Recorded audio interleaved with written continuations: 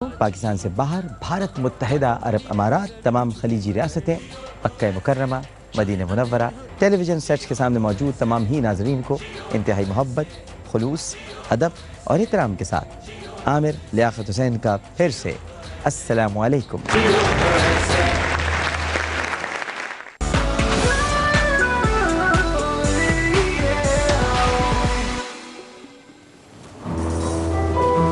Once again, ladies and gentlemen, welcome back. And of course, thank you for watching the show. बहुत बहुत शुक्रिया वो तमाम के तमाम लोग। आज मेरे पास सईद गनी की बास्केट्स मुझे यहाँ किसी ने दी नहीं है, कोई ना कोई दे देगा। Very good morning to you. Actually, good afternoon to you. आज प्रोग्राम थोड़ा सा लेट शुरू हुआ है, but anyway, thanks a million for watching us. बहुत बहुत शुक्रिया कि आप हमको देखते हैं, हमारे शो को देखते हैं, बहुत पसंद करते हैं। And you know, बहुत सारे ट्विटर के जो फ्रेंड्स हैं उनको अगर वो ट्विटर पर जाना चाहते हैं तो www.twitter.com/साहिर लोधी एड्रेस है। ऑफ कोर्स अगर आप फेसबुक पे हमें ज्वाइन करना चाहते हैं तो www.facebook.com/साहिर लोधी इस चीज़ का एड्रेस है। एंड ऑफ कोर्स दस्तक के बाद बुध साहिर, आप जिस तरह से इसको बैठ के देख रहे हैं, thank you so very much, बहुत बहुत बहुत बहुत शुक्रिया। इसमें आप पार्टिसिपेट कर सकते हैं।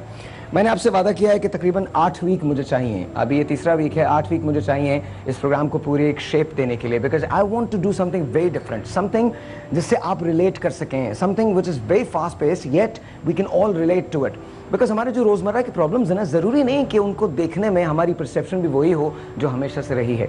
उसके लिए मैं मुख्तलिफ़ किस्म की चीज़ें कर रहा हूँ। नेक्स्ट वीक बहुत एक्साइटिंग है, लेकिन आज का दिन बहुत इंपॉर्टेंट है क्योंकि अब मेरे पास कुछ ऐसे मेहमान हैं जिन्होंने शादी तो की, लेकिन साहब बहुत मुश्किल से शादी हुई है। वैसे तो नॉर्मली शादी के बाद मुश्किल होती है, लेकिन इनकी शादी बहुत मुश्किल से हुई है। शादी के बाद इनकी ज़िंदगी कैसी गुजर रही है ये हम इनसे पूछेंगे। But let's say hello to Sohail Najmi. Sohail, thank you, बहुत बहुत शुक्रिया। कैसे हैं आप? ठीक है, अल्हम्दुलिल्लाह। You look very nice. Sir आपकी हुस्न नज़र है आपका। मैं मर्दों पे कोई हुस्न नज़र नहीं करता, ख़वातीन पे होता है, मर्दों पे। इससे मैं मजाक कर सकता हूँ because you know he is an awesome guy and a very true friend. Your mom is watching this show. आप आंटी अगर देख रही हैं, अस्सलाम वालेकुम मेरी तरफ से। आपकी बहनों की शादी है, सो कंग्रेचुलेशंस। और मैं डेफिनेटली आपकी शादी में, यस एब्सोल्युटली, फ्री फूड, मैं कहीं भी जाता हूँ। एनीवे, रिश्ते में इनकी कज़न लगती हैं। चचा की शादी में इन्होंने पहली बार देखा था, 2 महीने बाद बड़ी मुश्किल से इनका मोबाइल नंबर हासिल किया। लड़कों की ज़िंदगी कितनी मुश्किल होती है ना, किसी को देख के अचानक से बहुत मुश्किल से ज़िंदगी होती है। समी ने भी बड़ी मुश्किल से मोबाइल नंबर हासिल किया था। फिर 6 माह तक इनको मैसेज और कॉल करते रहे कि किसी तरह से बात हो जाए।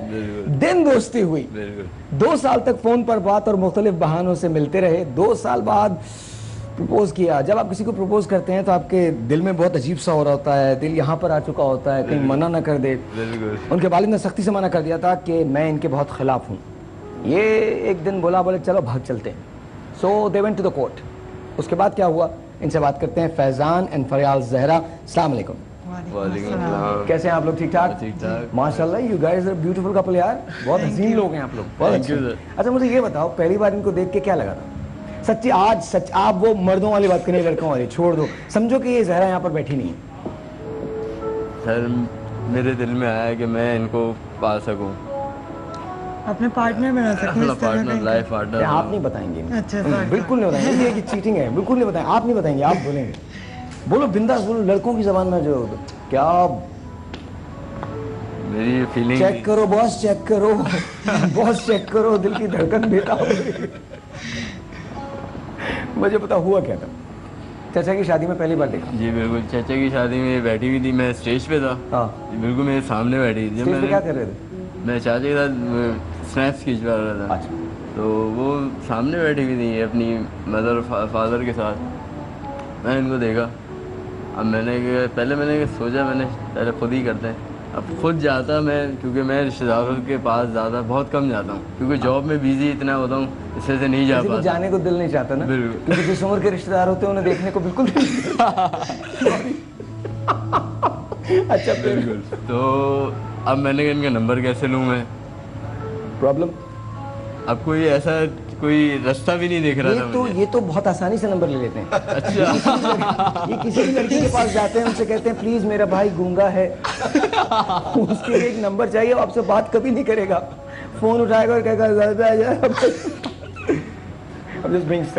जोक्स। एनीवे, अच्छा फिर मैंने सोचा सिस्टर से, लेकिन अगर सिस्टर से मांगता तो घर वालों को पता चल जाता। और ये भी हाँ बिल्कुल। हाँ फिर फिर मैंने सोचा इनका एक कज़न था, क्योंकि क्या बात है। ए इंसान तुम्हारे दिमाग की दाद है। क्या क्या सोचता है बंदा, क्या क्या सोचता है। तो फिर इनका कज़न रहता है जहाँ पे रहती है, वहाँ पे यार दोस्त मेरे भी काफ़ी थे। फिर मैंने इनके करीबी, इनके घर के करीबी मैंने और दोस्त बनाए। अरे सर क्या बात है sir. Sir this is what I could love. और देखो अच्छा फिर अच्छा इनके कज़न था, वो था राइडर, यानी कि बाइक चलाने, रेसिंग लगाने का बहुत तुमने शौकीन। कहा तुम भी राइडर हो। बिल्कुल इत्तेफाक से, इत्तेफाक से। मैंने अरे फिर- नहीं भी होता तो बन जाते। हाँ बिल्कुल बिल्कुल, मोहब्बत में तो सब जाए थे सर। जाहिर। तो फिर हम भी थोड़ी के वो राइडिंग पे थे। अब ये ट्रैक पे मुझे मिले, हाँ मैं देखा हाँ भाई ये ट्रैक जा रहा है। शाम के टाइम था, मैंने टाइम देखा, मैंने दूसरे लड़के को बोला, मैं देखो ये कहाँ जा रहा है लड़का, उसमें ट्रैक जा रहा है। मैंने भी इसके पीछे ट्रैक गया, इसके कज़न के पीछे। अच्छा वहाँ पे हम लोग गए, वहाँ पे हम लोग ने देखा, मैंने इसको ऑफ़र मारो, जो भी है इस लड़के को ऑफ़र करो। ऑफर मारो। जी, ऑफ़र करो कि ये हमसे रेस लगाए। अच्छा तो फिर हमने इसके साथ रेस लगाई। मैं फिर ये कि जानबूझ के हार गया। याद है क्या करें, तुमको हारना कौन तो सी था फिल्म ना थी? सर। उसकी कौन सी फिल्म थी? वाज इट बाजीगर? नहीं बाजीगर नहीं, कौन सी थी? It wasn't Baazigar, it was डर। नहीं डर भी नहीं थी, बाजीगर इट वाज बाजीगर। बाजीगर। कभी कभी कुछ जीतने के लिए हारना भी पड़ता है बिल्कुल मदन बिल्कुल चोपड़ा। बिल्कुल। हाँ और हार के जीतने वाले को बाजीगर बाजीगर कहते हैं, बिल्कुल। आप बाजीगर थे, ओके। खुद ही जान के हार गए। बिल्कुल। अरे, तो मैं इस वक्त मैं आज तक नहीं आ रहा। मेरा एक दोस्त था गुरबिंदर, उसकी गर्लफ्रेंड थी प्रीति पांडे।